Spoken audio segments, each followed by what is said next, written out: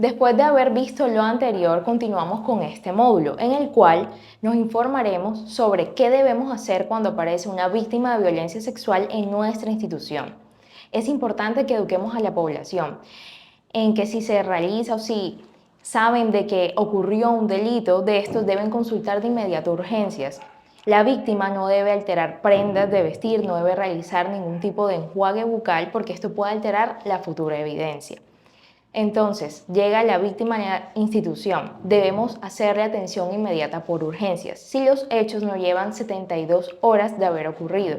Si el tiempo es menor a 72 horas, es un triage 1. Sin embargo, si el tiempo es mayor a 72 horas, es un triage 2. Es decir, nosotros no debemos demorar más de 30 minutos en que la víctima reciba nuestra atención como médicos. Recordemos que esto es una urgencia. Es importante que siempre deleguemos en las instituciones a la persona idónea para llamar a las autoridades competentes. Si son menores de 14 años, recordemos que tenemos a la Policía de Infancia y Adolescencia del Bienestar Familiar. Si son personas menores de 18 años, también los cobija la Policía de Infancia y Adolescencia. Y si son mayores de 18 años, tenemos a la Fiscalía o a la Policía del Cuadrante. En todos los casos, igual nos podemos apoyar en la Policía del Cuadrante. Importante. Como estos casos son delitos sexuales, deben tener una notificación inmediata epidemiológica. Para ello, tenemos la ficha de notificación epidemiológica 875. Esta ficha también es compartida para delitos como violencia intrafamiliar, abuso sexual y agentes químicos o quemaduras. Al recibir al paciente debemos realizar lo siguiente, lo que yo llamo la terminología AMAR. Es decir, este acróstico vamos a eliminar la M y vamos a quedarnos con las dos A y la R. La primera A es de atención en salud mental. La segunda A es de aplicación de profilaxis post-exposición. Y la tercera A es de recolectar la evidencia médico-legal. Es importante que tengamos en claro que si la víctima acude a nosotros usando las prendas utilizadas durante el delito sexual, estas deben quedarse con nosotros para recolección de esa evidencia. Debemos tener en cuenta que este abordaje debe ser integral y multidisciplinario, es decir, debemos contar con médico, odontólogo, una trabajadora social y un psicólogo. Debe ser siempre brindando un espacio adecuado en un consultorio que cuente con todo lo que necesitamos para el abordaje de la víctima. Es importante que sepamos que como médicos debemos hacer una entrevista, una anamnesis y un buen examen físico, y a continuación hablaremos de ello. Iniciando por la anamnesis, es importante que tengamos en cuenta que primero debemos explicarle a nuestro paciente qué es lo que vamos a realizar de una forma clara y entendible. Luego se pasará a firmar el consentimiento informado. No se realiza examen físico, sino se firma antes un consentimiento informado. Si es un paciente que es menor de edad, entonces ese consentimiento informado lo firmará el tutor, el adulto responsable, y el menor de edad firmará el asentimiento informado en donde queda constancia de que realmente permite la valoración y la realización del examen físico o no la permite. Es importante que realicemos un tipo de preguntas que sean abiertas, que sean claras, que el paciente pueda entender de forma fácil. No debemos afirmar nada ni tampoco nuestras preguntas deben influenciar la respuesta del paciente. Ahora, ¿qué debe llevar nuestra historia clínica? Nuestra historia clínica debe llevar todo el relato del paciente. Esto quiere decir que si el paciente nos da información o la víctima nos da información del agresor, nosotros debemos colocarle la historia clínica. Recordemos que esto es un documento que va a ser revisado por una autoridad judicial para llevar a la posible captura o para ayudar a la posible captura de ese agresor o para colaborar en un proceso judicial. ¿Qué pasa si la víctima es mujer? ¿Qué datos debemos tener en cuenta? Bueno, debemos tener en cuenta y preguntarle fecha de última menstruación. Además, si está o no utilizando métodos anticonceptivos. Y por último, si en esa semana ha tenido relaciones sexuales de manera voluntaria. Todo esto es importante, indagarlo y dejarlo claro. Algo que es importante recordar es que la historia clínica en estos casos tiene su formato especial dado por la resolución 429 del 2012. Ahora, continuando con el examen físico, ¿qué debemos tener en cuenta? Uno, el examen mental, en donde vamos a evaluar la conciencia, la memoria del paciente, el lenguaje no verbal. Es importante tener esto en cuenta. Dos, vamos a valorar la edad clínica del paciente. Sin embargo, si el paciente porta el documento de identidad, este prima por encima de la edad clínica. Entonces nos quedaremos con el dato del documento de identidad del paciente. ¿Qué más vamos a abordar? Si hay embarazo o no hay embarazo. Si vemos signos clínicos de embarazo, debemos anotar las semanas y también traducirlo a los meses con los que está cursando. Debemos valorar si hay embriaguez. Recordemos que aquí no solo estamos valorando el alcohol, sino toda sustancia que genera alteración del estado mental, ya sea por una sustancia específica como el alcohol o por alguna otra sustancia. En este caso, en caso de determinar alcohol, vamos a valorar los grados. Grado 1, 2, 3 debemos especificarlo. Y es importante el tiempo. Si es un tiempo menor a 24 horas, vamos a tomar muestra en sangre. Pero si es mayor a 24 horas hasta 96 horas, aquí tomaremos muestra en orina para investigar si hay psicofármacos. ¿Por qué? Porque ya el alcohol se ha eliminado a través de la vía renal. Otro ítem importante a evaluar son las lesiones personales, en la cual debemos averiguar e indagar el mecanismo, si hay secuelas o no, y la incapacidad. Todo esto debemos colocarlo en la historia clínica. El examen físico genital, importantísimo. Y aquí hay que hacer una diferenciación entre los genitales masculinos y femeninos. Y en esto empiezo. Si es mujer, si la víctima es mujer, es importante tener en cuenta que tenemos dos métodos. Uno, la maniobra de las riendas, en la cual se van a coger los dedos pulgar y los dedos índices y se va a hacer una tracción de los labios mayores con la cual se busca mirar la forma del himen. Esto se hace solo en pacientes que hayan pasado ya la etapa de pubertad, es decir, se hayan desarrollado. Sin embargo, las pacientes que sean menores de edad o más bien que no se hayan desarrollado, no se debe hacer este tipo de maniobra, sino la separación de los labios. ¿Qué vamos a buscar? Las características del himen, como forma, la integridad y la elasticidad. El himen puede ser íntegro o no íntegro. Si es íntegro puede ser elástico o no elástico. Y si es no íntegro puede presentar desgarros que pueden ser recientes, antiguos o desgarros múltiples. Y esto lo seguiremos abordando en el próximo video. Es importante que anotemos como médicos en la historia clínica, recordando que esto va a ser de apoyo para un proceso judicial y que va a ser revisado por una autoridad judicial, lo que nosotros podemos observar. Es decir, un ejemplo, si el himen es íntegro y es elástico, es decir, puede permitir el paso del miembro viril sin presencia de desgarro. O si el himen es íntegro y es no elástico, no hay presencia de desgarro. Esto debe quedar consolidado. Si hay desgarros recientes o antiguos, un desgarro reciente nos sugiere que clínicamente el tiempo en el que ocurrió es menor a 10 días y un desgarro antiguo nos refiere que clínicamente o nos sugiere que el tiempo en el que ocurrió es mayor a 10 días. Los desgarros múltiples por lo general cursan con carúnculas mirtiformes. Estas son una especie de puntos que están alrededor, con los cuales identificamos que posiblemente esa mujer ha pasado por al menos un parto vaginal. Ahora, a nivel genital masculino, importante, mirar si hay alteraciones o no hay alteraciones y si estas alteraciones son recientes o antiguas. Y a nivel del área genital, tanto en hombres como en mujeres, debemos identificar si hay lesiones, si estas son recientes o antiguas, pero ¿qué vamos a valorar en caso de ser reciente o antiguo? Si son recientes, vamos a ver fisuras, edemas, mientras si son antiguas, lo que vamos a valorar son hipotonías o borramiento de pliegues que sugieren que hay maniobras sexuales de tipo crónica, que han habido maniobras sexuales de tipo crónica. Continuando con nuestro módulo, es importante valorar si hay enfermedad de transmisión sexual. Según lo relatado por la paciente o el paciente, es importante que miremos si este tipo de enfermedad de transmisión sexual, según su periodo de incubación, guardan algún tipo de relación.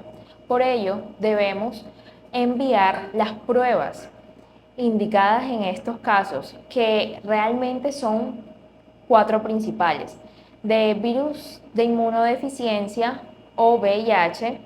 Está también la prueba rápida para sífilis, hepatitis B y hepatitis C. Estas son las 4 principales que debemos realizar. Siempre es importante recordar que para realización de la prueba de VIH debemos tener o necesitar, ay no, me enredé. Luego de haber valorado y haber hecho todo esto el examen físico, es importante descartar enfermedades. Luego de haber valorado todo esto el examen físico, también es importante descartar lo que son las enfermedades de transmisión sexual, como son las 4 principales: VIH, hepatitis B y C y sífilis. Importante realizar estas pruebas. Recordemos que para la prueba de VIH necesitamos un consentimiento informado. Sin embargo, debemos descartar las enfermedades de transmisión sexual también, dependiendo de lo relatado por la víctima, mirar que este tipo de enfermedades de transmisión sexual guarden una relación con el relato y según el periodo de incubación. Un ejemplo, si vemos verrugas genitales, lo más frecuente o lo más común es que estas no se den de un día para otro, al tercer o quinto día, sino que ya la paciente haya venido cursando siquiera con esto hace aproximadamente 3 meses. Entonces no guardaría relación con un relato de hace 2 días, por ejemplo. Además, debemos asegurar también la profilaxis posexposición. Todo esto está en los kits. Recordemos que nos dan un kit que contiene 2 partes. Uno es la parte del kit médico legal y el otro es la de profilaxis posexposición. En este kit ya están todo lo que tiene que ver con el abordaje para la parte de cómo tratar o cómo abordar en caso de haber tomado o haber adquirido una de estas enfermedades de transmisión sexual. ¿Qué debemos hacer también en caso de interrupción voluntaria con el embarazo o en caso de anticoncepción de emergencia? Debemos como médicos asesorar a la paciente. Si la paciente desea de forma voluntaria continuar con el embarazo, igual se enruta inmediatamente al control prenatal. Sin embargo, se deben igual dar las recomendaciones de interrupción voluntaria en caso que así lo decida. Y hasta aquí llega nuestro módulo 2. Resaltemos que nuestro examen físico debe quedar claro si el paciente o la paciente o la víctima tiene la edad clínica, si es menor de edad, si tiene o no presencia de lesiones personales, si presenta o no enfermedades de transmisión sexual, si está en estado de embarazo o no. Recordemos que estos son agravantes punitivos, es decir, que si la víctima llega a tener alguno de estos ítems, estos van a aumentar la pena del agresor. Por eso nunca se nos debe pasar de escribirlo de manera detallada en la historia clínica. Recordemos que debe quedar todo lo más uniforme y concluso posible para la autoridad que lo va a revisar. Continuando con nuestro módulo 3, tenemos el modelo de atención integral parte 2, en la cual miraremos todo lo que son los primeros auxilios psicológicos y las atenciones especializadas, que es lo que nos compete. Los primeros auxilios psicológicos los brindamos nosotros como médicos generales en las áreas de urgencia. Sin embargo, recordemos que esto no reemplaza ningún tipo de atención especializada en salud mental. ¿Qué debemos hacer con nosotros? Orientar y acompañar a la víctima durante todo este proceso. Llevar y promover a la desculpabilidad. Además, debemos activar rutas de protección. Decirle a la paciente o al paciente cuáles son sus derechos en estos casos puntuales. Todo esto debe hacerse bajo el respeto, la confidencialidad y bajo un trato digno y humano. Si el paciente, si la víctima no quiere hablar de los hechos, no debemos tampoco presionarlo para que hable si no se siente cómodo. Y siempre llevar a que la víctima y sus familiares se expresen mediante sus emociones y no mediante lo que están razonando en ese momento. La atención especializada, ¿quién la hace? ¿Un psicólogo clínico o la hace un psiquiatra, en caso de que lo amerite? Sin embargo, nosotros también podemos hacer remisiones dependiendo al relato de la víctima. Si requiere una remisión a infectología, la podemos hacer. En el caso de las mujeres que presentan desgarros, sangrados vaginales, podemos remitir a ginecología. Lo que siempre debemos tener en claro es que la víctima debe pasar por la valoración por un profesional en salud mental, también por un profesional especialista en interrupción voluntaria del embarazo en caso de que desee realizar este procedimiento, y por un personal profesional en asesoramiento y consejería pre y post VIH. Listo. Este módulo se llama vigilancia y... Espérate, busco la hojita. Vigilancia epidemiológica y seguimiento. Continuando con nuestro módulo 4 de vigilancia epidemiológica y seguimiento, debemos dar continuidad a esto que ha iniciado en el área de urgencias, pero ahí pues no acaba todo. Debemos ser consecutivos. Recordemos que estos son hechos bastante fuertes, es un delito que tiene una repercusión grande a nivel psicológico de la paciente o del paciente e incluso en otras áreas. Por eso se debe hacer un seguimiento. Ese seguimiento inicia el primero a los 15 días, luego se debe hacer otro seguimiento al mes, luego se debe hacer otro seguimiento a los 3 meses, sigue a los 6 meses y luego a los 12 meses. Como lo vemos en las diapositivas. Sin embargo, a pesar de realizar los seguimientos, es importante también tener en cuenta que la víctima no se debe ir sin antes darle todo lo que tiene que ver con la prevención y la promoción para los cuidados en salud sexual y reproductiva, e incluso para la prevención de un embarazo y para la prevención de una futura victimización sexual. Entonces, repasando, importante tener clara la ruta de atención. Sin embargo, debemos contar con un portafolio en el cual tengamos un directorio de todas lo que son las entidades territoriales a las cuales debemos remitir las evidencias para hacerlo de la manera más oportuna posible. Bueno, ahora nos vamos con la parte práctica de todo este curso de violencia sexual y de género. Es importante que tú, médico que me estás viendo, sepas que esto te va a tocar realizar muy frecuentemente u ocasionalmente en un rural, por eso debemos prestarle atención. Todo esto de cadena de custodia está regulado según la Ley 906 del 2004, la cual se encarga de emitir en varios artículos ciertos anuncios. Uno de ellos es que todos los elementos que sean parte de posible evidencia del delito sexual deben estar incluidos dentro de la cadena de custodia.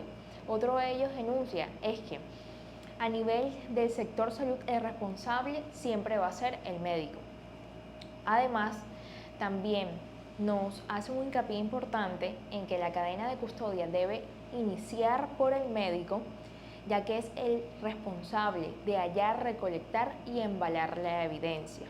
Sin embargo, no deja de lado que todas las personas que hagan parte de haber pasado esa cadena de custodia, ya sea porque la tuvieron almacenada, la custodiaron un tiempo, ninguna de ellas debe alterar, dañar o destruir la evidencia, pues esto es un delito.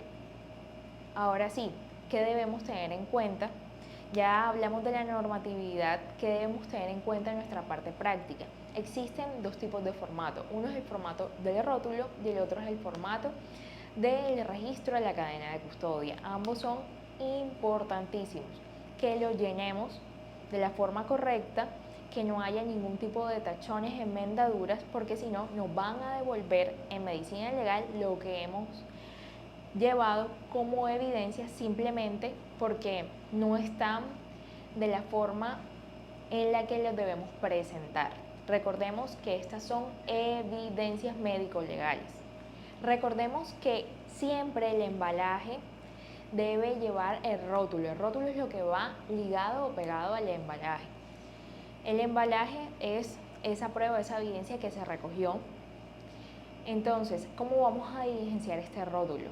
El código único de caso que observamos acá, este código único no lo debemos llenar nosotros, no es un número arbitrario que nosotros nos vayamos a inventar. Esto siempre nos lo da la autoridad. Donde dice fecha y hora, importante siempre en horas usar un formato de 24 horas. Debemos siempre colocar de qué sitio hemos tomado la muestra y en la descripción qué es lo que estamos buscando hallar con esa muestra. Además, debemos siempre colocar la cantidad, por lo menos si hicimos un frotis vaginal, cuántos hisopos usamos, 1 o 2 hisopos, siempre colocar esto. Y al final debemos colocar nuestro nombre completo, nuestro documento de identidad, a qué entidad pertenecemos, nuestro cargo como médicos y nuestra firma. No se nos puede olvidar.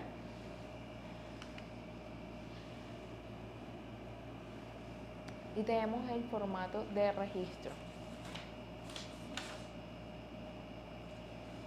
Bueno, el formato de registro, el cual le va a dar trazabilidad a todas las personas que tienen contacto con la cadena de custodia. Es decir, aquí van a estar involucrados todas las personas por las que pasa esa evidencia, ese embalaje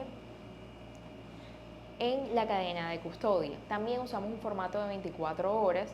Es importante que nosotros como médicos somos los únicos que vamos a colocar, hallar, recolectar y embalar, porque somos los que hacemos esa parte. Sin embargo, las personas que obtienen, ya sea almacenando o custodiando la cadena de custodia luego de nosotros, simplemente van a marcar la opción custodia.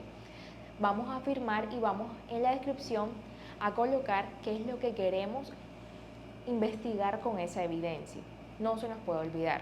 Una vez lo tengamos, debemos delegar en la institución a una persona que se encargue de almacenar o custodiar la cadena de custodia, para que luego, cuando llegue la entidad judicial que lo va a llevar a medicina legal, que va a hacer la remisión, antes de que nosotros entreguemos esta evidencia, debe firmarnos el recibido. Ojo, nada debe salir de la institución si no le firma la entidad o la autoridad competente el recibido.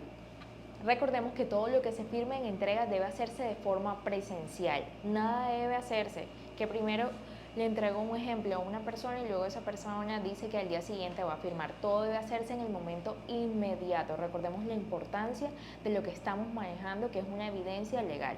Para tener en cuenta en el momento de las muestras, si alguna de nuestro tipo de evidencia que hemos recolectado está húmeda en ese momento, no debemos realizar el embalaje con este producto húmedo, debido a que esto puede alterar el ADN. Por ello debemos esperar a que seque a temperatura ambiente en un lugar que sea sombreado, nunca exponerlo a la luz solar ni tampoco a ventiladores, porque vamos a alterar la evidencia. Tener mucho cuidado cuando recogemos muestras de sangre, y más si han pasado las 48 horas por los procesos de congelamiento que deben pasar, que esto también puede sufrir alteraciones, incluso daños en la muestra.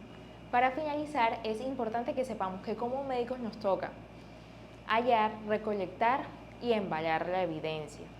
Además, que todo lo que tiene que ver con la evidencia de la cadena de custodia, todo lo que es el proceso de embalaje, lleva dos formatos, que es el rótulo y el formato de registro de la cadena de custodia, que no se nos debe olvidar. Muchas gracias por capacitarte con Humans, héroes capacitados.